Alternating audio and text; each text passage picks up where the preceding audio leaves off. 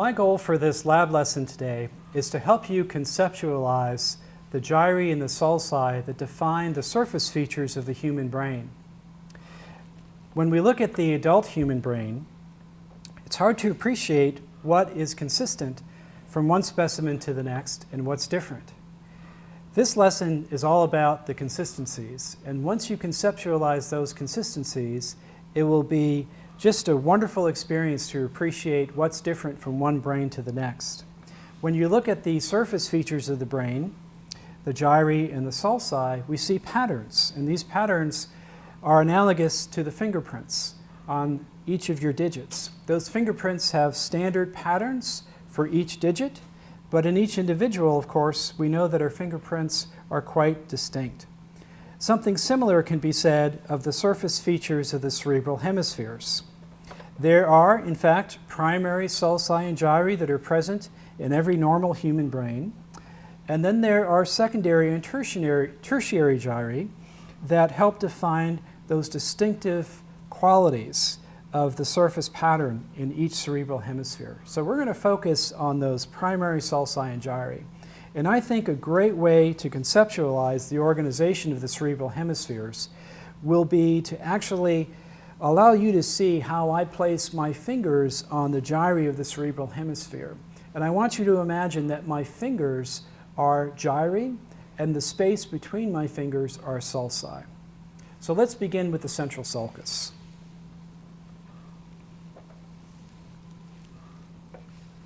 The central sulcus is right near the middle of the hemisphere, and it's defined by two roughly parallel gyri, a precentral gyrus and a postcentral gyrus.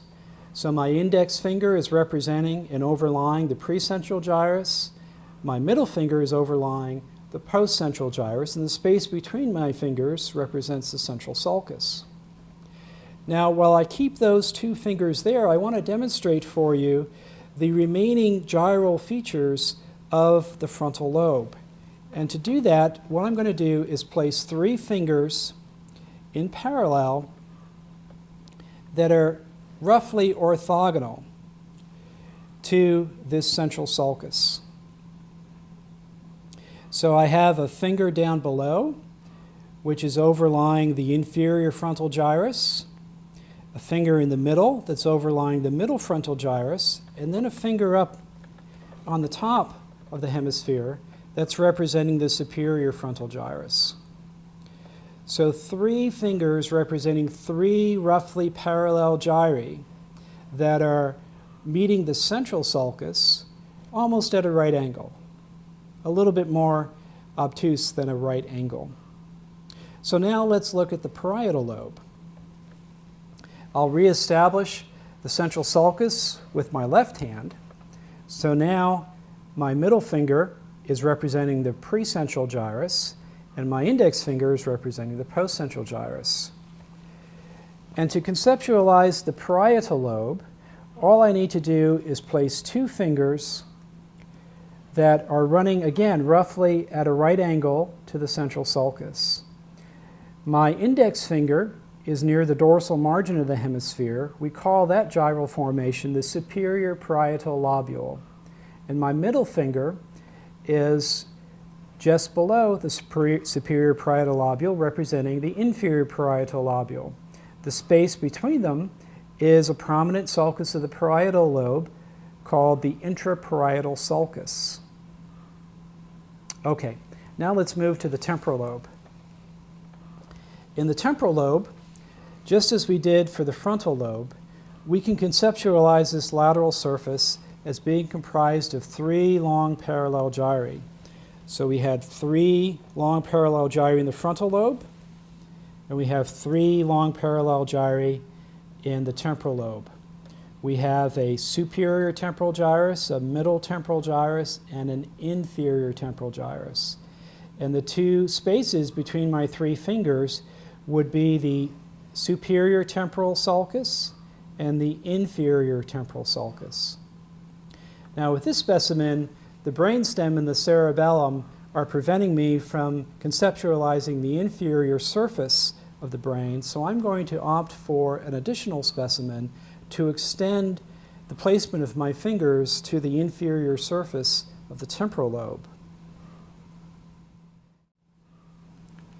In this second specimen, I've removed the brainstem and the cerebellum so that we can have a better view of the inferior surface of the cerebral hemisphere.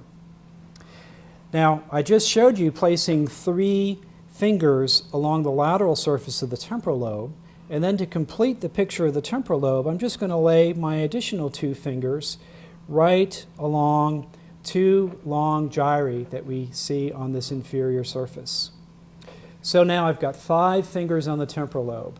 On the lateral aspect, I've got a superior temporal gyrus, a middle temporal gyrus, and an inferior temporal gyrus. And then as we look onto the ventral and medial aspect of the temporal lobe, my index finger is representing a long straight gyrus that runs from the temporal lobe back towards the occipital lobe. This is called the occipitotemporal gyrus, and sometimes the posterior part is called the fusiform gyrus. And then my thumb represents a very interesting medial gyrus of the temporal lobe called the parahippocampal gyrus. In fact, the knuckle of my thumb is sort of sticking out just a little bit because indeed there's something that looks like a knuckle on this gyrus called the uncus. The parahippocampal gyrus folds in upon itself to form a really wonderful structure in the brain called the hippocampus. And we'll see that in cross sections through the brain. So 5 fingers on 5 gyri in the temporal lobe.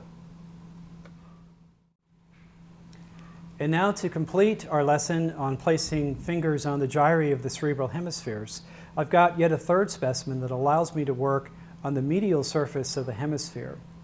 But to approach the medial surface, I want to begin again with the central sulcus. And you'll recall that I defined the central sulcus with 2 fingers on the lateral surface with the precentral gyrus, a postcentral gyrus, and the space between my fingers being conceptualized as the central sulcus. Now what I want to do is I want to reverse my approach to the central sulcus and let my fingertips wrap along the dorsal surface of the brain such that my fingertips come together in the part of the brain called the paracentral lobule. So now imagine that my 2 fingers are fused together. That's the relation of the pre and the postcentral gyri to the paracentral lobule. So that portion contributed now by my middle finger is the precentral gyrus, and the part contributed by my index finger is the postcentral gyrus. And again, those 2 fingertips or 2 gyri will fuse just above and in front of the branches of the cingulate sulcus. Now the rest of the frontal lobe can be conceptualized as having 2 long gyri. The cingulate gyrus that runs right on top of the corpus callosum, and then the gyrus that forms the dorsal margin of the hemisphere. This is simply the continuation of the superior frontal gyrus onto the medial face of the hemisphere. Now let's look at the occipital lobe. The occipital lobe is in this region of the brain, and it can be conceptualized as having 2 gyri that are somewhat parallel to each other. The inferior of the 2 is called the lingual gyrus, and this is a gyrus that forms something like a tongue shape on the bottom of the occipital lobe. Lingual means tongue. And then just above the lingual gyrus is a wedge-shaped structure called the cuneus gyrus. Cuneus is a Latin word that means wedge. Now just in front of the wedge is a gyrus that wraps around from the superior parietal lobule, and this we call the precuneus, which of course would simply mean in front of the wedge. So the rest of the medial face then is comprised of an occipital lobe defined by 2 gyri, a lingual gyrus and a cuneus gyrus, with a space between them being the calcarine sulcus. And then at about a right angle is the precuneus gyrus, with the space between the precuneus gyrus and my 2 fingertips, representing the occipital lobe, is a long, straight sulcus called the parietal occipital sulcus. Now, you may not have a human brain to wrap around your fingers, but if you're fortunate enough to have access to a brain model, I would encourage you to do this exercise. Perhaps you can even make your own brain model out of modeling clay, or perhaps even just with a round-shaped balloon that you can mark up and put your own fingers on the gyri to help conceptualize the complex anatomy of the cerebral hemispheres.